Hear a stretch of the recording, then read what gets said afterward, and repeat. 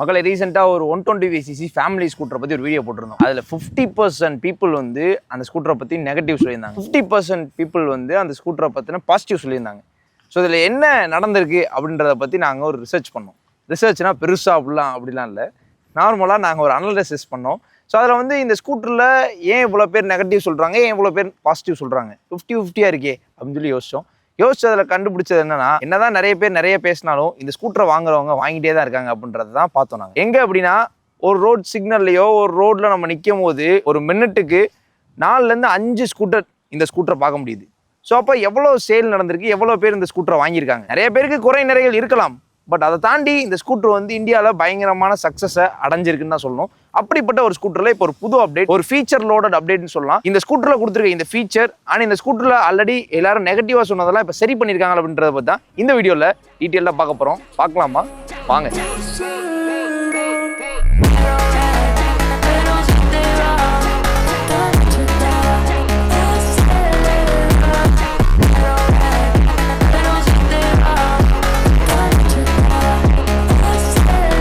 Special thanks to Surabhi Suzuki Madurai. உங்களுக்கு Suzuki scooters இல்லை bikes பற்றி என்கொயரி அப்படின்னா அவங்கள காண்டாக்ட் பண்ணுங்கள். அவங்களோட காண்டாக்ட் ஸ்க்ரீன்லேயே வரும், டிஸ்கிரிப்ஷனில் இருக்குது, செக் பண்ணி பாருங்கள். மக்களை நம்ம கூட 2025 சுசுகி ஆக்சஸ் 125 இருக்குது. இது புது கலர் ஸ்கீம். இது வந்து மேட் ஆக்வா சில்வர் அப்படின்னு சொல்கிறாங்க. பார்க்குறதுக்கு வித்தியாசமாக இருக்குது. பிகாஸ் ரோட்டில் போகும்போது நல்லா அட்டென்ஷனை சீக் பண்ணுற மாதிரி ஒரு கலர்னு சொல்லலாம். அது மட்டும் மேட் ஃபினிஷிங்காக கொடுத்தனால இன்னுமே ப்ரீமியமான ப்ரெசன்ஸ் கிடைக்குதுன்னு சொல்லலாம். ஓகே, ஃபஸ்ட்டு புதுசாக பண்ணியிருக்க சேஞ்சஸ் இந்த கலர் ஸ்கீம். அது இந்த வேரியண்ட்டில் மட்டும்தான் வரும் அப்படின்றதான் சுசுகி வச்சிருக்க ஒரு செக் பாயிண்ட். வேற எந்த வேரியண்ட்லையும் இந்த கலர் வராது. இந்த சுசுகி ஆக்சஸ் 125ல இப்போ டிஎஃப்டி கிளஸ்டர் லான்ச் பண்ணியிருக்காங்க. இதுக்கு முன்னாடி 125cc ஆக்டிவா 125ல டிஎஃப்டி கிளஸ்டர் லான்ச் பண்ணாங்க. அதுக்கப்புறமா இப்போ சுசுகி ஆக்சஸ் 125 கொடுத்துருக்காங்க டு கிரியேட் அ காம்படிஷன் அப்படின்னு நம்ம சொல்லலாம். அதை தாண்டி இந்த கிளஸ்டர் எப்படி யூஸ்ஃபுல்லாக இருக்க போகுது மக்களுக்கு அப்படின்றதையும் பார்ப்போம். அண்ட் இப்போ புது ஆக்சஸில் நிறைய கலர்ஸ் கிடையாது, லிமிடெட் கலர்ஸ் தான். அது பார்க்கறதுக்கு நல்லாவும் இருக்குன்னு சொல்லலாம். என்னென்ன கலர்ஸில் அவைலபிளாக இருக்குது அப்படின்றத ஸ்க்ரீனில் பார்க்கலாம். உங்களுக்கு எந்த கலர் ஸ்கீம் பிடிச்சிருக்குன்னு கமெண்ட்ஸ் சொல்லுங்க. ஃபர்ஸ்ட் 50% பீப்புள் வந்து இந்த ஸ்கூட்டரில் சொன்ன விஷயம் mileage, starting trouble, battery train issue, இந்த மாதிரி நிறைய விஷயங்கள் சொன்னாங்க. இன்னொரு 50% பீப்புள் வந்து மைலேஜ் எனக்கு நல்லா இருக்கு, எனக்கு எந்த பிரச்சனையும் வரல, இந்த மாதிரி நிறைய விஷயம் சொன்னாங்க. ஸோ இதுலேருந்து என்ன பார்க்கப்படுது அப்படின்னா, it depends upon the riding condition, it depends upon the maintenance. அதை தாண்டி அவங்க யூஸ் பண்ண மாடலில் மேபி ஏதாவது மேனுஃபேக்சரிங் இஷ்யூவாக இருந்திருக்கலாம், இல்லை அவங்க மிஸ் மெயின்டெனன்ஸாக இருந்திருக்கலாம். இந்த மாதிரி நிறைய விஷயங்கள் இருக்கு, அதுக்குள்ள நம்ம போவேணும். இந்த புது ஸ்கூட்டர்ல என்னென்ன சரி பண்ணிருக்காங்கன்றத பார்ப்போம். பழைய ஆக்சஸ் 125 என்கிட்ட ஒன்று இருக்கு. அந்த ஸ்கூட்டர்ல நான் ஃபேஸ் பண்ண விஷயங்கள், நான் ஃபீல் பண்ண விஷயங்கள், இதெல்லாம் சரி பண்ணி கொடுத்தா சூப்பரா இருக்குமே அப்படின்னு சொல்லி நினைச்ச விஷயங்கள்லாம் இந்த ஸ்கூட்டர்ல பண்ணிருக்காங்க. பயங்கரமான கதை தான் சொல்றேனே தவிர வண்டியை பத்தி பேச மாட்டேனே அப்படின்னு சொல்லி தானே யோசிக்கிறீங்க. ஃபர்ஸ்ட் வந்து நான் அந்த ஸ்கூட்டர்ல ஃபீல் பண்ணது லென்த்தா இருக்கு. நான் முன்னாடி உட்காந்து ஓட்டிட்டு போகும் பின்னாடி ஒரு லென்த்தை நான் ஃபீல் பண்ணிட்டே இருந்தேன். பட் இப்போ வந்து அதை காம்பாக்டா மாத்திட்டாங்க. ஸோ அதனால எல்டர்ஸ், மிட் ஏஜ் பீப்புள், லேடிஸ்க்குமே இந்த ஸ்கூட்டர் இப்போ சூட்டபுளாக இருக்குன்னு சொல்லலாம். அண்ட் ரெண்டாவது விஷயம் ஸ்டார்டிங் டபுள். ஸ்டார்டிங் டபுளை இப்போ சரி பண்ணியிருக்காங்க. நான் உங்களுக்கு ஸ்டார்ட் பண்ணி காமிக்கிறேன். நாய்ஸ் கேன்சலேஷனை இப்போ ஆஃப் பண்ணுறேன். அப்போ தான் உங்களுக்கு ஸ்டார்ட் பண்ணும்போது சவுண்ட் எப்படி இருக்குன்னு தெரியும். சிங்கிள் கிராங்கில் இந்த ஸ்கூட்டர் ஸ்டார்ட் ஆகுது. மொதல் என்ன நடக்கும் அப்படின்னா, ஒரு 2-3 கிராங்க் சுற்றி தான் இருக்கும். நிறைய ஸ்கூட்டர்ஸ் 5 கிராங்க்லாம் சுற்றும். இப்போ நான் ஸ்டார்ட் பண்ணுறேன். ஒரு தடவை தான் தொட்டேன், ஒரு தடவை தான் கிராங்க் ஆச்சு, ஸ்கூட்டர் ஸ்டார்ட் ஆயிடுச்சு. அந்த ஸ்டார்டிங் டபுளை சரி பண்ணியிருக்காங்க. அண்ட் நோட், எந்த இடத்துலையுமே இந்த ஸ்ப்ரிங் நாய்ஸ், அந்த ஸ்ப்ரிங் சவுண்ட் கேட்கவே இல்லை. ஒரு மாதிரி அமைதியாக இருக்குது, சட்டிலாக இருக்குன்னு சொல்லலாம். ஸோ எல்லாருக்குமே இந்த ஸ்கூட்டர் சூட்டபுளாக இருக்கணுன்ற மாதிரி தான் டிசைன் பண்ணியிருக்காங்க. அண்ட் டிசைனை பற்றி பேசணும்னா ஹெட்லாம்பை சேஞ்ச் பண்ணியிருக்காங்க. மேலே Chrome insert and LED headlamps. இங்கே இண்டிகேட்டர் ஹாலஜன் பல்பு தான். இங்கே டிஆரில் கொடுத்துருக்காங்க, சி ஷேப்பில், பார்க்க நல்லா இருக்குது. ஆப்ரானோட சைஸை கொஞ்சம் சின்னது பண்ணியிருக்காங்க. இந்த ஹெட்லைட் கவுலையும் கொஞ்சம் சின்னது பண்ணியிருக்காங்க. ஃப்ரண்ட் மர்காட் சேம் சைஸ் தான்.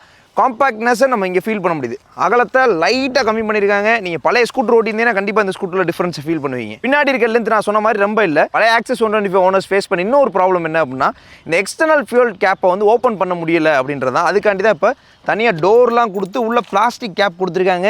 இன்னும் வந்து ரிலையபிள் ஆக்கியிருக்காங்க அண்ட் சேஃபாராகவும் ஆக்கியிருக்காங்கன்னு சொல்லலாம். மொதல் ஓப்பனில் இருக்கும், இப்போ எக்ஸ்டர்னலாக டோர்லாம் போட்டு ப்ரீமியமாக கொடுத்துருக்காங்க. அது நம்ம லைட் அவுட்டால் லாக் ஆயிடுது. ஸோ ரெண்டாவது விஷயத்தை இங்கே சரி பண்ணியிருக்காங்க. மூணாவது விஷயம், இந்த சீட் வந்து பின்னாடி லேடிஸ் ஒன் சைடாக உட்காரது கம்ஃபர்டபுளாக இல்லைன்னு கமெண்ட்ஸை சொல்லியிருந்தாங்க. அதையும் இப்போ வந்து ஓரளவுக்கு சரி பண்ணியிருக்காங்க. கொஞ்சம் ஃப்ளாட்டாக கொடுத்துருக்காங்கன்னு தான் சொல்லணும். சீட்டோட லென்த் எல்லாமே நல்லா இருக்குது, நல்லா லென்த்தாக இருக்குது. 3 பேர் தாராளமாக உட்காந்துக்கலாம். இந்த சீட்டோட லெவலையுமே கொஞ்சம் சேஞ்ச் பண்ணியிருக்காங்க. 3 4வது மைலேஜ். கொஞ்சமாக குடிக்குன்னு ஆட் போட்டு நிறைய குடிக்குது அப்படின்னு சொல்லி நிறைய பேர் கமெண்ட்டில் ஃபன்னியெல்லாம் சொல்லியிருந்தீங்க. ஸோ இப்போ இந்த ஸ்கூட்டரோட மைலேஜ் என்ன, பழைய ஸ்கூட்டரோட மைலேஜ் என்ன? பழைய ஸ்கூட்டரில் நான் எடுக்கிற மைலேஜ் வந்து 45 கிட்ட எடுக்கிறேன். இந்த ஸ்கூட்டரில் கமெண்ட்ஸில் பார்த்த அளவுலே நிறைய பேர் இப்போ ரீசெண்டாக பண்ணியிருந்த கமெண்ட்டில் பார்த்தேன் 50 கொடுக்குது, 55 கொடுக்குதுன்னு சொல்லியிருந்தாங்க, 60 கொடுக்குதுன்னு சொல்லியிருக்காங்க. So it depends upon the riding condition. நம்ம எப்படி ஆக்சலரேட் பண்ணுறோம், நம்ம எப்படி பிரேக் அப்ளை பண்ணுறோம், இதில் எல்லாமே இருக்குது விஷயங்கள். பிகாஸ் ஏபிசி நார்மலாக கியர் பைக்ஸ் அண்ட் கார்ஸில், இங்கே வந்து ஏபி மட்டும்தான், ஆக்சலேட்டர் அண்ட் பிரேக்.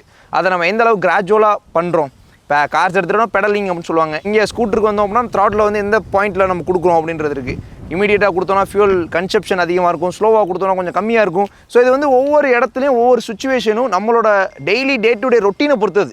ஸோ அதனால் நிறைய பேர் 55 வரைக்கும் எடுக்கிறாங்க மைலேஜ். மேக்ஸிமம் நம்ம சிட்டி ரேஞ்சில் 50க்கு மேலே ஓட்டுறோமானா அது டவுட் தான். ஸோ அதனால் அந்த கிராஜுவல் ஆக்சலரேஷனில் ட்ரை பண்ணி பாருங்கள். பேனிக் பிரேக்கிங்கை கொஞ்சம் அவாய்ட் பண்ணுங்கள். ஸோ இந்த மாதிரிலாம் பண்ணிங்கன்னா உங்களுக்கு எஃபிஷியன்சி ரேஞ்ச் கொஞ்சம் அதிகமாக இருக்கும். அண்ட் ஃபைனலாக அந்த பேட்டரி ட்ரெயின் ஆகிற இஷ்யூ இப்போ சரி பண்ணியிருக்கோம் அப்படின்னு சொல்லி சுசுகி சொல்லியிருக்காங்க. அதனால் பழைய ஸ்கூட்டரில் இந்த எல்லா ப்ராப்ளம்ஸும் ஆல்மோஸ்ட் சால்வ் பண்ணியிருக்காங்க அப்படின்றது தான் நான் பார்த்தது. பிகாஸ் ப்ரீவியஸ் ஸ்கூட்டரோட யூசர்னால நான் இதை சொல்ல முடியுது. நீங்கள் யாரும் பழைய ஆக்சஸ் 125 யூஸ் பண்ணிட்டு இப்போ புது ஆக்சஸ் 125 யூஸ் பண்ணி டிஃப்ரென்ஸ் ஃபீல் பண்ணியிருக்கீங்க அப்படின்னா கமெண்ட்ஸில் கொடுங்க. ஒரு ஸ்கூட்டர் வாங்குறோம் அப்படின்னா மெயினாக நம்ம பார்க்குற விஷயம் ஸ்பேஸ், கம்ஃபர்ட் அண்ட் மைலேஜ். அதை தாண்டி இப்போ ஃபீச்சர்ஸையும் லோட் பண்ணியிருக்காங்க. இந்த ஸ்கூட்டரில் ஸ்பேஸ் எப்படி இருக்குது? ஸ்பேஸ்ன்னு பார்த்தோன்னா இந்த ஸ்கூட்டரில் ஃப்ரண்ட்டில் நல்ல அகலமான ஃப்ளோர் போர்ட் இருக்குது. அகலம் அப்படின்னா எப்படி இருக்கணும் அப்படின்ற தகுந்த மாதிரி கொடுத்துருக்காங்க. ஒரு ஃபுல் ஃபேஸ் ஹெல்மெட் வைக்கிறேன், அது போகவும் ஸ்பேஸ் இருக்குது. ஸோ இந்த ஹூக்கில் நீங்கள் ஒரு கேரி பேக்கில் ஏதோ திங்ஸ் வாங்குறீங்க அப்படின்னா அதை ஹூக் பண்ணிக்கலாம், அதை வந்து இது மேலே வச்சுக்கலாம். ஓகே, அங்கே ஒரு ப்ரொவிஷன். அண்ட் 2 க்ளவ் பாக்ஸ் வந்துடுது. ஃபைன். 2 க்ளவ் பாக்ஸில் உங்கள் ஸ்கூட்டர் துடைக்கிறக்கான துணி இல்லை உங்கள் ஃபோனே நீங்கள் சார்ஜ் பண்ணி இங்கே யூஎஸ்பி போர்ட் வேறு இருக்குது, அதில் சார்ஜ் பண்ணி நீங்கள் வச்சுக்கலாம். அதுக்கேற்ற கன்வீனியன்ஸ் எங்கே இருக்குது. ஃபைன். அண்ட் அண்டர் சீட்டுன்னு பார்த்தோம் அப்படின்னா உங்களுக்கு 24.5 லிட்டர்ஸ் ஒரு ஹாஃப் ஃபேஸ் ஹெல்மெட். இந்த ஃபுல் ஃபேஸ் ஹெல்மெட் வைக்க முடியாது, பட் நார்மலான ஃபுல் ஃபேஸ் ஹெல்மெட் உங்களால் உள்ள வைக்க முடியும். ஸோ இப்போ வீட்டுக்கு தேவையான பொருள்லாம் வாங்கிட்டு போனால் அதுக்கேற்ற மாதிரி நல்ல ஸ்பேஸ் வந்து கொடுத்துருக்காங்க. இந்த ஸ்கூட்டரை கண்டிப்பாக நம்ம ஒரு ஸ்பேஷியஸான ஸ்கூட்டர்னு சொல்லலாம் 125 சிசியில். ஸோ இதுக்கு முன்னாடி வந்து ரேசட்டார் 125ல வந்து என்னோட ஹெல்மெட்டை வைக்க ட்ரை பண்ணப்போ உள்ளே போகாது, மேனேஜ் பண்ணி அம்மிக்கு உள்ள வைக்கணும். பட் இதில் ஃப்ரீயாக வைக்க முடியுது. ஸோ அதனால் ஃப்ளோர் போர்ட் ஸ்பேஸ் எனக்கு ரொம்ப பிடிச்சிருக்கு. அதேமாதிரி கன்வீனியன்ஸ்க்கு glove box and under seat storage வந்துருது. ஸோ அதனால் நீங்கள் ஒரு ஃபேமிலி மென் ஆர் உமன் நீங்கள் ஸ்பேஷியஸான ஸ்கூட்டர் பார்க்குறீங்கன்னா அந்த ஸ்கூட்டரை செக் பண்ணி பாருங்க. And comfort matters. சீட்டை பற்றி பேசணும்னா அகலமான சீட்டு. ரெக்ஸின் ஓகே சாஃப்டாக இருக்குது, but foam is also soft. உட்காந்து பார்த்தா தான் தெரியும். இந்த இடத்துல ஃப்ளோர் போர்ட் நான் ஆல்ரெடி சொன்ன மாதிரி அகலமாக இருக்கனால காலை ஈஸியாக உள்ள விட்டுற முடியும். நான் 5.8 ஃபீட்டு. ஸ்கூட்டரோட wait 105 kilogram. வெயிட்டை சொன்னேன், லேடிஸ் நிறைய பேர் ஸ்கூட்டரோட வெயிட் அதிகமாக இருக்குமோ அப்படின்னு சொல்லி யோசிக்காமல் நீங்கள் இப்போ தான் ஓட்டி பழகிருக்கீங்க, வாங்கலான் இருக்கீங்க ஸ்கூட்டர் அப்படின்னா டெஸ்ட் டே பண்ணி பார்த்துட்டு முடிவு பண்ணுங்கள். 105 கிலோகிராம் வந்து பெருசாக வெயிட் ஃபீல் ஆகாது, பட் ஓட்ட உங்களுக்கு பழகிரும். நீங்கள் பார்த்தீங்க அப்படின்னா நான் உட்காந்ததுக்கப்புறம் என்னோட 2 லெக்குமே ஈவனாக பிளேஸ் ஆயிடுச்சு. 5.23 ஃபீட் இருந்தீங்கன்னா நல்லாயிருக்கும், முட்டுமே மடங்கி தான் இருக்குது. அண்ட் ஹேண்ட் ரீச் பார்த்தோம் அப்படின்னா நான் கீழே எஃபோர்ட் இல்லாமல் தான் பிடிச்சிருக்கேன், தள்ளி உட்காடுறேன். இதுதான் ஆக்சுவல் சிட்டிங் பொசிஷன். உட்காந்தோம் அப்படின்னா நான் வந்து இப்படி பிடிக்கலை, இப்படியும் பிடிக்கலை, கரெக்டாக பிடிச்சிருக்கேன். ஸோ அதனால் என்னோடய கை வந்து கரெக்டான லெவலில் தான் போய் பிளேஸ் ஆகிருக்கு அப்படின்றத சொல்கிறேன். சில ஸ்கூட்டரில் இங்கே இருக்கும், சில ஸ்கூட்டரில் இங்கே இருக்கும், பட் இங்கே வந்து கொஞ்சம் ஈஸி டு ரைட் அந்த மாதிரி தான் இந்த ப்ரொப்போர்ஷனை டிசைன் பண்ணியிருக்காங்க. அதாவது ரைடர் ட்ரையாங்கிள் டிசைன் பண்ணியிருக்காங்க. காலை மேலே வச்சோம்னா நீங்கள் பார்க்கலாம் இப்படி தான் இருக்குது. ஸோ இந்த இடத்துல அந்த கம்ஃபர்ட்டை ஃபீல் பண்ண முடியுது. இப்போ நீங்கள் ஹைட்டாக இருக்கீங்கன்னா உங்களுக்கு இந்த ஸ்கூட்டர் நல்லாயிருக்கும். அதே மாதிரி ஷார்ட்டாக இருக்கீங்கனாலும் நீங்கள் செக் பண்ணி பாருங்கள். மீடியம் ரேஞ்சில் இருக்கீங்கனாலும் உங்களுக்கு சூட்டபுளாக இருக்கும். எல்லாருக்குமே சூட்டபுளாக இருக்க மாதிரி தான் டிசைன் பண்ணியிருக்காங்க அப்படின்றதான் கருத்து. எண்ட் ஆஃப் த டே நான் உங்களுக்கு என்ன தான் சஜஷனாக கொடுத்தாலும் நீங்கள் எல்லா ஆப்ஷனையும் செக் பண்ணி பாருங்கள், உங்களுக்கு எது பிடிச்சிருக்கோ அதை முடிவு பண்ணுங்கள். கிளஸ்டர் பார்த்தோம் அப்படின்னா பழைய கிளஸ்டரோட கொஞ்சம் லே அவுட்டை சேஞ்ச் பண்ணியிருக்காங்க. சுசுக்கியோட logo and blue colour theme வருது பார்த்தீங்களா, உள்ள கலர் பாடி கலரே மேட்ச் பண்ணியிருக்காங்க. Fuel gauge level, temperature and indication சுற்றி வந்துடுது. ஐ பட்டன் ப்ளூடூத்துக்காண்டி கொடுத்துருக்காங்க. ஸ்பீடோமீட்டர் சைட் ஸ்டாண்டில் இருக்குன்னு காமிக்குது. ஸோ ட்ரிப் 2ல் எவ்வளோ மைலேஜ் கொடுத்துருக்கு ஆவரேஜ் அப்படின்னு காமிக்குது. And instant fuel efficiency and உங்களுக்கு இன்ஜின் டெம்பரேச்சர் அண்ட் கீழே ட்ரிப் 2ல் இருக்கனால மேலே ட்ரிப் 2லே காமிக்குது. Battery vault, oil serves next எப்போ பண்ணணும், அடுத்த 1000 கிலோமீட்டரில் பண்ணணும். செட்டிங்ஸ் அண்ட் லீகல் அதில் வந்து லாங் ப்ரெஸ் பண்ணி உள்ளே போகலாம். டே நைட் லைட்டு அதை வந்து நீங்கள் ஆட்டோவாக வேணுமா இல்லை செட்டிங்ஸ் அண்ட் லீகலில் லாங் ப்ரெஸ் பண்ணோன்னா day and night light. So அது லாங் ப்ரெஸ் பண்ணோன்னா ஒயிட்டு, பிளாக்கு அண்ட் ஆட்டோனா ஆட்டோமேட்டிக்காக இப்போ வெளிச்சம் வேணும்னு வந்துடும். அண்ட் நீங்கள் அகெயின் வெளியே போகணுன்னா இந்த பட்டனை லாங் ப்ரெஸ் பண்ணிங்கன்னா வெளியே போயிடும். Settings and legal and odometer, trip 1, trip 2, battery vault, oil, settings and legal again long press. உள்ளே போனோன்னா டே அண்ட் நைட் பிரைட்னஸ் ஹையில் இருக்குது. அதை நீங்கள் லாங் ப்ரெஸ் பண்ணி மாற்றிக்கலாம். யூனிட்டு கிலோமீட்டர் பர் லிட்டர் செல்சியஸில் வச்சுருக்கோம். இந்த செட்டிங்ஸ் எல்லாமே இதில் வருது. ப்ளூடூத் கனெக்டிவிட்டி இருக்குது. இதை லாங் ப்ரெஸ் பண்ணால் ப்ளூடூத்தோட நம்பர் வரும். ப்ளூடூத் பேர் பண்ணிக்கலாம். மொபைல்லே நீங்கள் ரீட் அவுட்ஸ்லாம் பார்த்துக்கலாம்.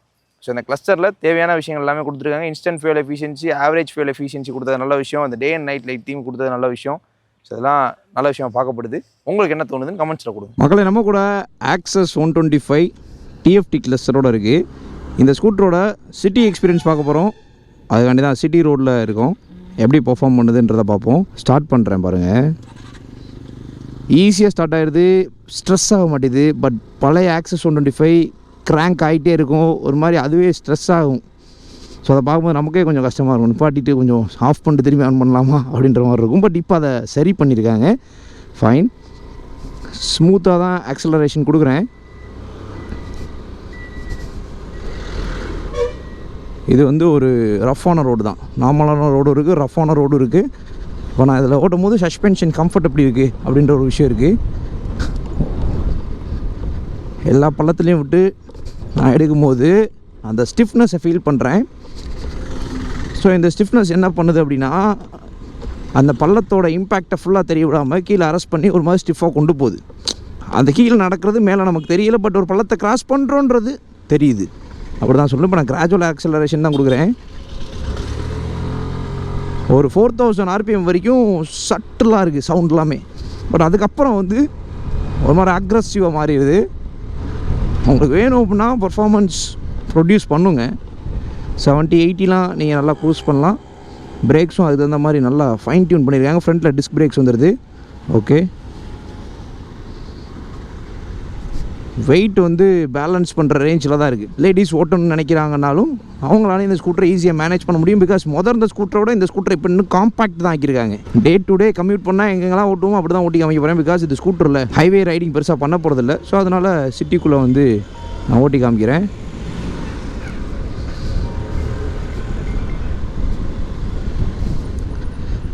பிரேக்ஸ் நல்லா சாலிடாக இருக்குது. ரியர் பிரேக்ஸு தனியாக பின்னாடி ட்ரம்மு தான். ஓகே,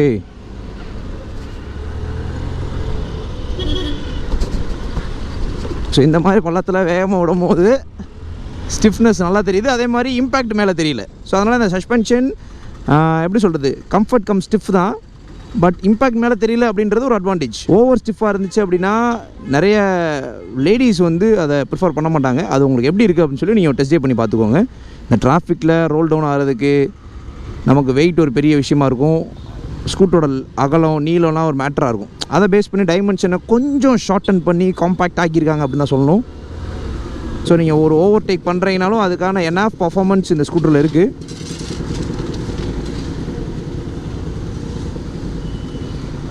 எனக்கு நம்ம பழைய ஆக்சஸோட இது இன்னுமே காம்பேக்டான ஃபீல் தான் கொடுக்குது. பிகாஸ் என்கிட்ட ஒரு ஆக்சஸ் 125 இருக்குது. அது கொஞ்சம் வைடாக இருக்கும். ஹேண்டில் பார்லேயே ஒரு ஒயிட்னஸ் ஃபீல் பண்ண முடியும். ஸ்கூட்டரும் பின்னாடி லென்த்தாக இருக்குன்றதை ஃபீல் பண்ண முடியும். பட் இப்போ அந்த லென்த்தை வந்து ஃபீல் பண்ணலை நான் இந்த ஸ்கூட்டரில். ஸோ அந்த வகையில் அட்வான்டேஜ் தான். ஓகே, இப்போ ஒரு ஓவர்டேக் பண்ணணும். ஸோ இந்த இடத்துல அந்த பர்ஃபார்மன்ஸ் ரேஞ்சை நம்ம ஃபீல் பண்ணலாம். ஓகே, இப்போ பிரேக்ஸ் இமீடியட்டாக பிரேக் பண்ணிங்கன்னா டயர் லைட்டாக ஸ்லிப் ஆகுது. ஸோ அகெயின் ஒரு ரஃப்பான ரோட். நம்ம ஊருக்கு ஏற்ற மாதிரி தான் அந்த சஸ்பென்ஷனை டியூன் பண்ணியிருக்காங்க. நம்மளை பெருசாக டயர்ட் பண்ணாது அப்படின்றது தான் இங்கே பாயிண்ட்டு. அதுக்கேற்ற டியூனிங்ஸ் தான் இருக்குது.